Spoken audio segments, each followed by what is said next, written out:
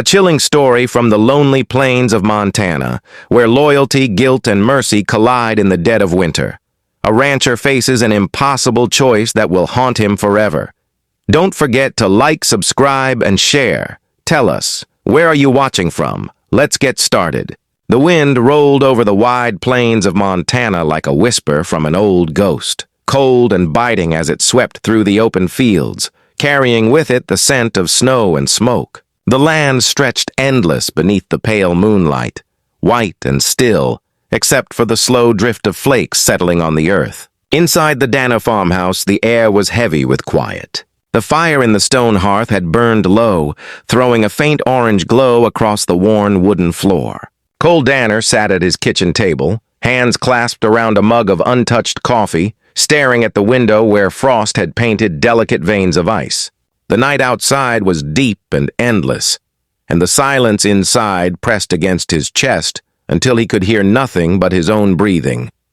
He had been waiting since sunset, waiting for something he didn't understand but couldn't ignore. A telegram had arrived hours earlier, carried by a ranch hand who'd ridden through the storm to deliver it. It was a single folded note, the paper rough and creased, the handwriting unfamiliar. The message had been short, but it had hit him like a bullet to the gut. He's alive, but not for long. Come to the old barn tonight. Cole had read it a dozen times, each word burning deeper than the last. Alive! That one word had pulled every buried memory to the surface, every face he'd tried to forget. By the time he saddled his horse, the snow had already started falling thick and heavy, covering the trail in white. The ride to the old barn was long, his lantern swaying against the dark, the sound of hooves muffled under the drifts.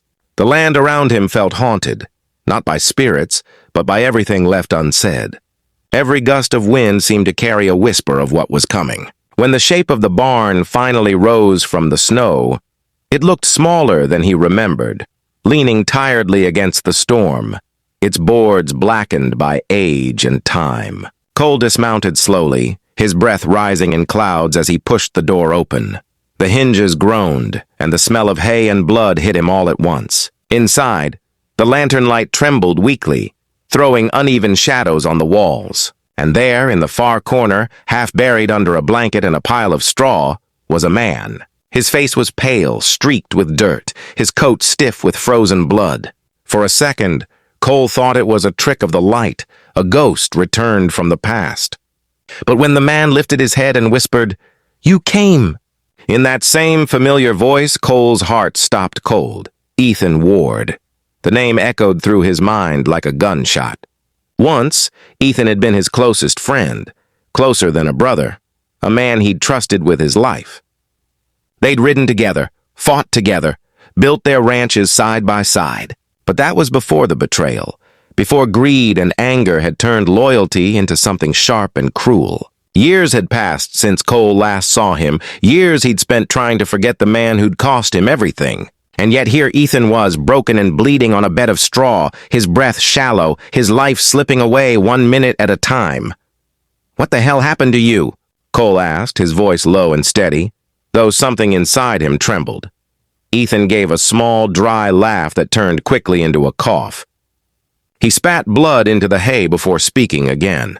"I found him." "The man who killed your pa." "But he found me first." Cole froze. His father's death had been a wound that never healed.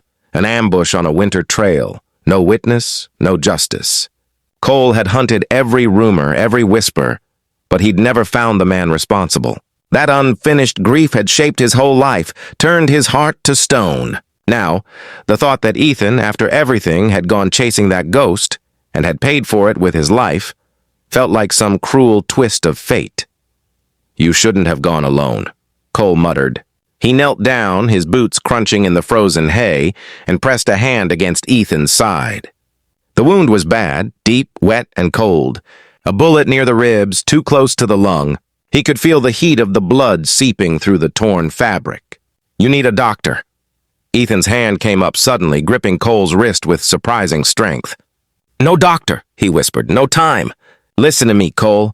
His name's Marcus Hale. He's running cattle under a false brand up north. North Ridge. He's alive. You find him, and you finish it." "Promise me." Cole said nothing. His throat had gone tight, the weight of the moment pressing heavy in his chest. He wanted to argue, to say there'd be time later, but one look at Ethan's face told him there wouldn't be. The man was fading fast. His eyes were glassy, his skin gray, each breath a struggle. "I beg you," Ethan gasped, his voice breaking. It hurt so bad.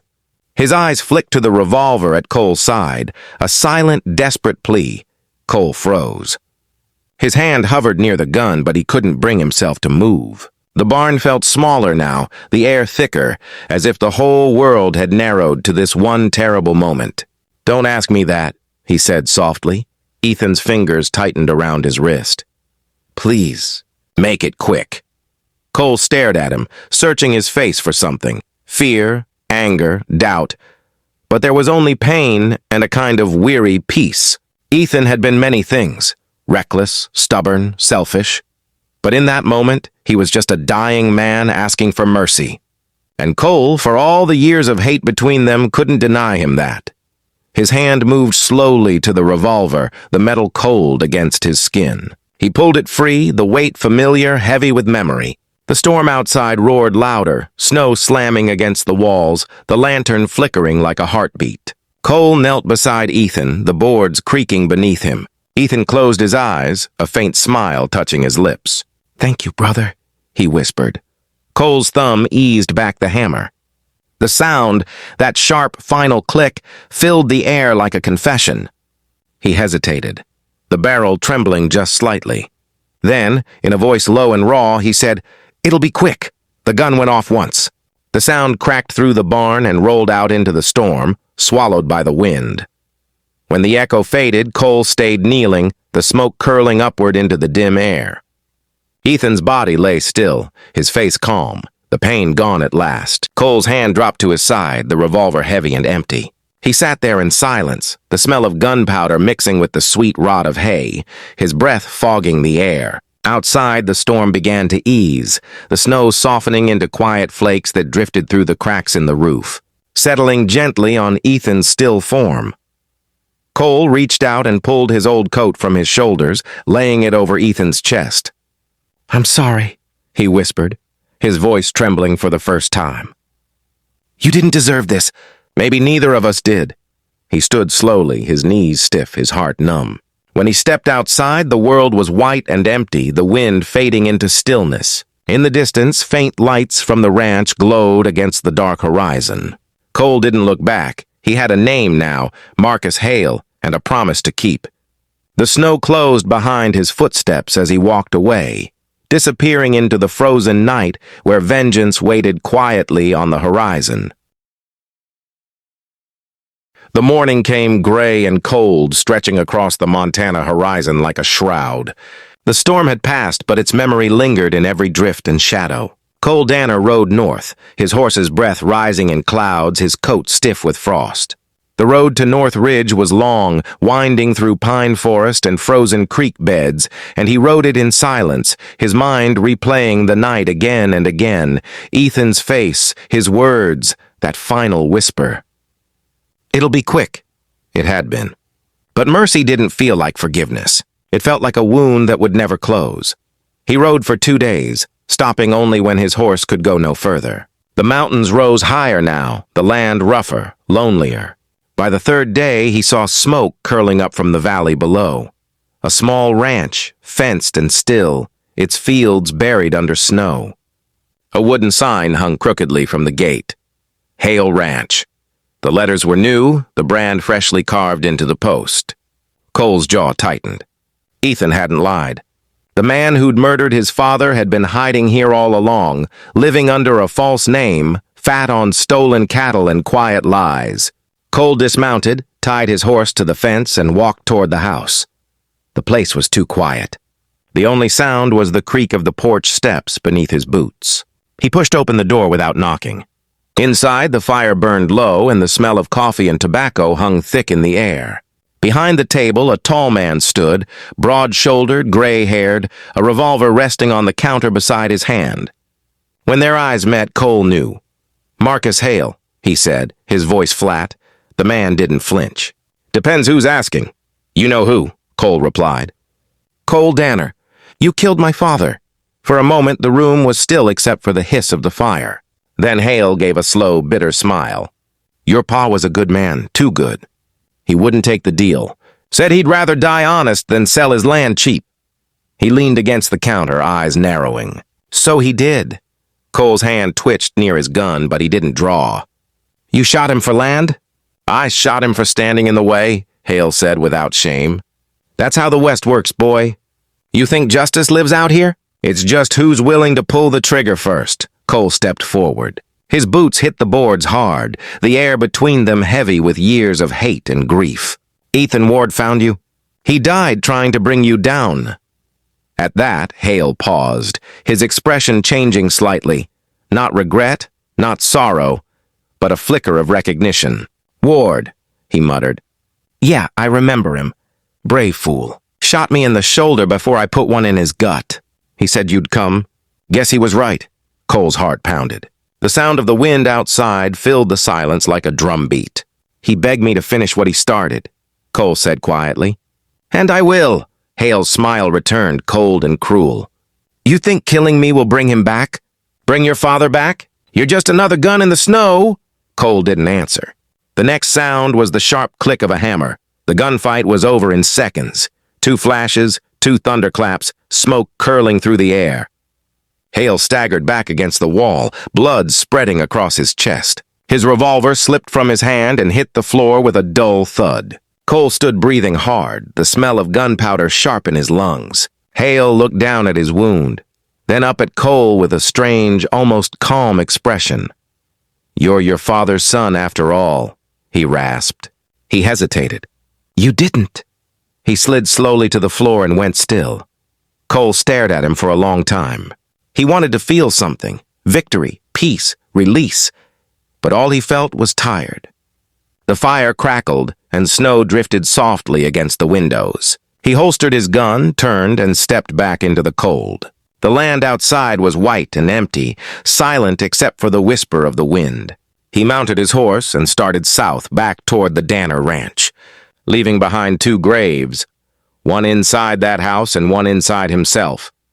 By the time he reached home, the sun was sinking low, turning the snowfields gold. The barn stood quiet again, the same place where Ethan had breathed his last. Cole dismounted, opened the doors, and stepped inside. The smell of hay and wood and faint smoke clung to the air. Ethan's body was gone.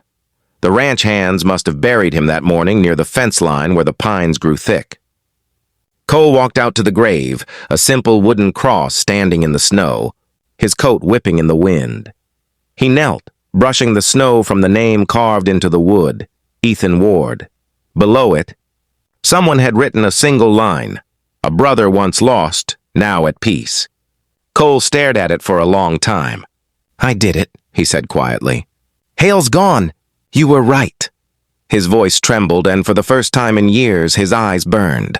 But it doesn't feel right, Ethan. It doesn't feel like justice. It feels like I'm the one who's dying a little more each day.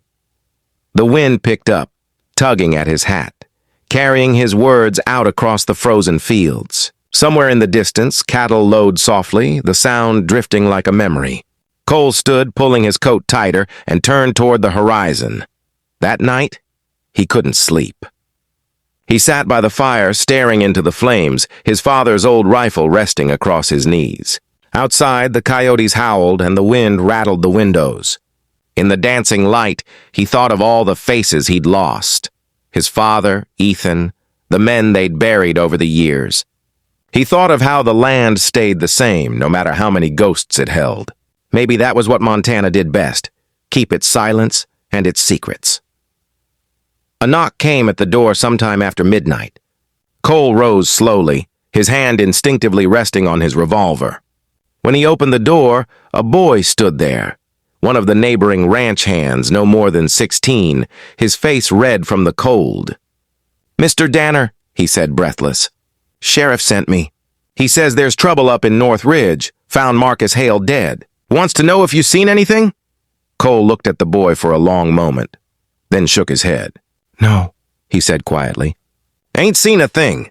The boy nodded, tipped his hat, and rode off into the dark. Cole closed the door and turned back to the fire. The truth was gone now, buried under snow and silence like everything else in this land. He sat down, feeling the weight of the gun at his side, and stared at the flames until his vision blurred. Somewhere deep inside, he wondered if Ethan would forgive him, not for the killing, but for surviving it. Outside, dawn began to creep over the plains again, pale and slow. Cole rose, stepped out onto the porch, and looked toward the hills where the snow glowed gold in the morning light. For the first time, the wind felt calm. He breathed deep, closed his eyes, and whispered to the cold air, "Rest easy, brother. It's over."